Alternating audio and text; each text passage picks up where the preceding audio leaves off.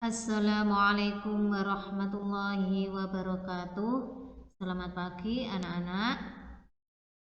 Bagaimana kabar kalian sekeluarga hari ini?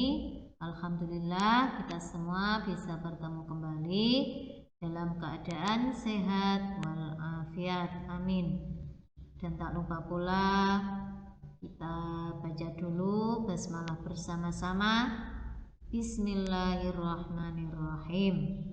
Pada kali ini kita akan mempelajari tema 7 benda, hewan, dan tanaman di sekitarku dengan subtema 2 hewan di sekitarku. Ada banyak jenis hewan di sekitar kita, seperti contoh pada gambar tersebut ada kambing, ayam, kucing, kelinci, dan bahkan mungkin ada yang lain lagi yang tidak bisa kita lihat. Ada jenis hewan peliharaan dan ada jenis hewan liar. Semua hewan-hewan tersebut mempunyai tempat tinggal, ukuran badan, dan cara bergerak yang berbeda-beda. Terutama untuk hewan peliharaan harus kita rawat dan kita sayangi supaya dapat tumbuh sehat dan berkembang. Perhatikan gambar tersebut, bagaimana cara merawat hewan peliharaan kita. Yang pertama, kita beri makan dan minum. Selanjutnya, kita bersihkan badan dan kukunya, mungkin dipotong ya kalau panjang. Dan tak lupa pula kandangnya dibersihkan setiap hari. Coba amati gambar tersebut. Pada gambar tersebut terdapat beberapa ungkapan pemberitahuan. Apa makna dari ungkapan pemberitahuan tersebut? Gambar yang pertama, dilarang memberi makan sembarangan. Artinya apa? Siapapun yang lewat di situ tidak boleh memberi makan sembarangan. Hanya yang punya hewan tersebut yang boleh memberi makan. Gambar yang kedua, dilarang membawa hewan peliharaan.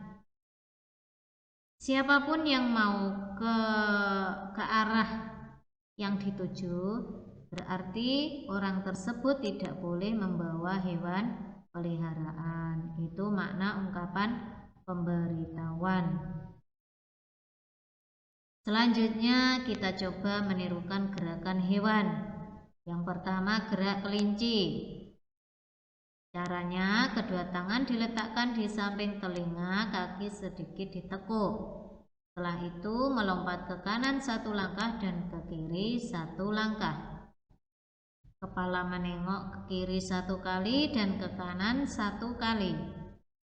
Yang terakhir, badan digoyang ke kiri dan ke kanan. Bisa anak-anak ya? Nanti coba tirukan gerak kelinci. Hanya meniru saja, tidak usah di video. Mungkin untuk pengalaman ya. Yang kedua, menirukan gerak itik berjalan. Caranya, berdiri tegak, badan dicondongkan ke depan. Tangan kanan di depan hidung, tangan kiri di belakang. Kemudian lutut ditekuk sedikit. Setelah itu berjalan dengan menggoyangkan pinggul. Ini contoh yang kedua. Contoh yang ketiga, menirukan gerak katak melompat. Caranya, badan jongkok, kedua tangan dan ujung kaki menapak di tanah. Ditaruh di tanah. Setelah itu sudah terdengar aba-aba, tolakkan kaki hingga badan terangkat ke atas dan melompat. Nah, jika ingin menirukan gerak katak memutar badan, setelah menapak di tanah, lalu badannya diputar seperti pada gambar yang terakhir itu ya, yang bawah, yang paling kanan. Itu menirukan gerak katak memutar badan. Contoh menirukan gerak kupu-kupu. Caranya, tubuh berdiri tegak, rentangkan kedua tangan ke samping, kemudian gerakkan ke bawah dan ke atas, diayun-ayun. Itu tadi contoh-contoh menirukan gerakan hewan. Kalian pilih salah satu mana yang lebih mudah untuk ditiru. Kemudian kita coba mengenal tempat tinggal hewan. Ada yang hidup di darat, misalkan ayam, kelinci, kucing, sapi, kambing, dan lain-lain. Ada juga yang hidup di air, contohnya semua jenis-jenis ikan atau udang, dan mungkin ada yang lain lagi ya yang hidupnya di air. Ada juga yang hidup di darat dan di air, ini disebut hewan amfibi. Bisa hidup di darat, juga bisa hidup di air, contohnya katak, kura-kura itu ya. Yang terakhir, hidup di udara. Ini maksudnya bukan di udara lepas ya, hinggap di pohon, bisa tinggal di pohon, membuat sangkar di pohon itu juga bisa, contohnya burung gitu ya. Nah, itu sebagian tempat tinggal hewan yang sudah kita ketahui. Selanjutnya kita coba mengenal ungkapan pemberitahuan yang ada pada gambar tersebut. Pada gambar tersebut ada beberapa ungkapan pemberitahuan. Yang pertama, tidak boleh menginjak rumput. Ini maksudnya pengunjung dilarang menginjak rumput. Yang kedua, pengunjung tidak diperkenankan memberi makanan pada hewan. Ini maksudnya hanya petugas di situ yang boleh memberikan makanan pada hewan. Tidak, pengunjungnya tidak boleh. Pergi ke kebun binatang. Pernah ya kalian ke kebun binatang? Apa sih kebun binatang itu? Kebun binatang adalah suatu tempat untuk memelihara jenis binatang. Biasanya kebun binatang ini biasa disebut dengan suaka marga satwa. Maksudnya sama, tempat memelihara jenis-jenis binatang. Selain sebagai tempat memelihara jenis binatang, kebun binatang juga bisa digunakan sebagai tempat rekreasi ataupun tempat belajar bagi siswa-siswa yang sedang studi wisata, itu juga bisa. Biasanya di kebun binatang itu banyak sekali papan pemberitahuan yang ditujukan kepada pengunjung. Misalnya, buanglah sampah pada tempatnya, tidak boleh memberi makan hewan sembarangan, dilarang mendekati hewan karena berbahaya. Itu sebagian contoh papan pemberitahuan yang ada di kebun binatang. Papan pemberitahuan tersebut sebaiknya ditulis dengan baik dan jelas supaya para pengunjung bisa memahami peraturan yang ada di papan tersebut, sehingga mereka bisa memahami apa yang ada di papan pemberitahuan tersebut. Nah, papan pemberitahuan tersebut itu bisa berisi peraturan ataupun lokasi. Lokasi itu maksudnya tempat. Misalkan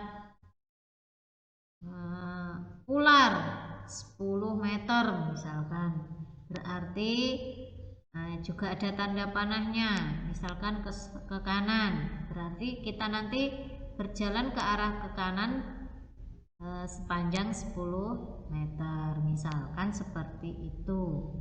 Makanya untuk papan pemberitahuan ini harus ditulis dengan baik dan jelas supaya para pengunjung tidak bingung. Membandingkan jumlah benda. Pada gambar tersebut ada beberapa jenis hewan. Ada 9 ekor harimau, 13 ekor beruang, dan 40 ekor burung. Di antara ketiga binatang tersebut, mana yang paling banyak?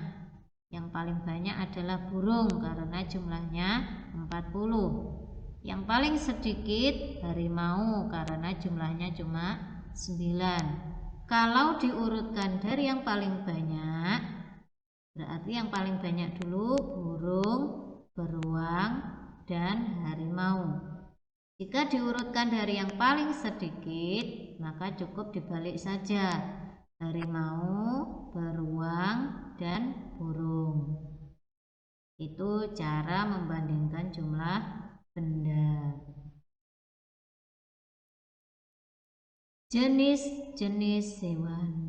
Hewan itu ada yang buas, ada yang jinak. Hewan buas itu biasanya tidak dipelihara manusia karena sangat berbahaya.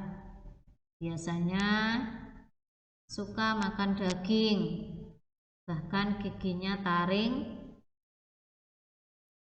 ataupun tajam, seperti singa, buaya, ular, harimau mungkin ya. Untuk yang jinak itu biasa dipelihara manusia karena tidak berbahaya. Biasanya suka makan sayuran, tidak punya gigi taring. Contohnya kucing, ikan, ayam, kelinci, sapi, kambing, dan lain-lain. Paham ya anak-anak ya, jenis-jenis hewan. Kemudian kita coba menirukan gerak hewan sambil menyanyikan lagu Kucingku Belang 3 ciptaan Pak Kasur.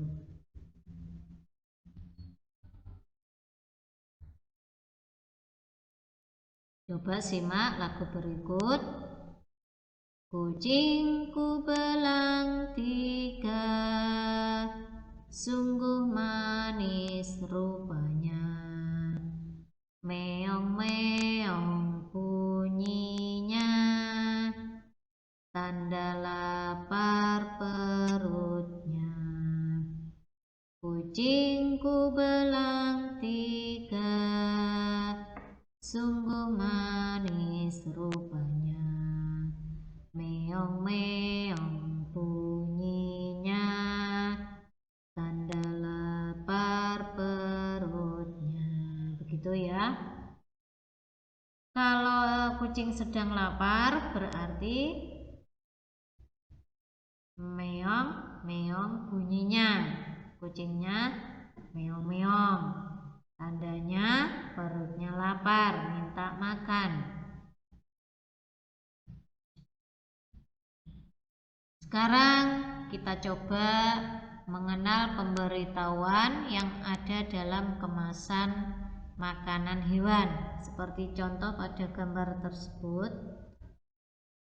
Misalkan pemberitahuannya, makanan hanya boleh diberikan 1 hari sekali. Mungkin ada yang lain, ada informasi-informasi yang bisa diperoleh pada kemasan tersebut. Contohnya, pada kemasan tersebut ada kandungan bahan yang ada pada makanan tersebut. Nah, ini contohnya bahannya dari apa, proteinnya berapa, lemaknya berapa. Nah, itu bisa disebut informasi yang ada dalam kemasan. Bisa disebut juga dengan pemberitahuan. Pada kemasan tersebut juga ada waktu pemberian makannya. Mungkin hanya 1 hari sekali ataupun 1 hari 2 kali, mungkin bisa. Itu ada aturannya sendiri. Baiklah anak-anak, untuk materi pada hari ini subtema 2 Bu Guru anggap sudah selesai. Kita akhiri dengan bacaan hamdalah bersama-sama. Alhamdulillahirabbil alamin. Semoga pembelajaran hari ini bermanfaat dan barokah. Jangan lupa selamat belajar, tetap semangat dan tetap jaga kesehatan. Wassalamualaikum. Maaf, lupa. Untuk tugas-tugasnya menyusul kemudian setelah menonton video ini nggih. Wassalamualaikum warahmatullahi wabarakatuh.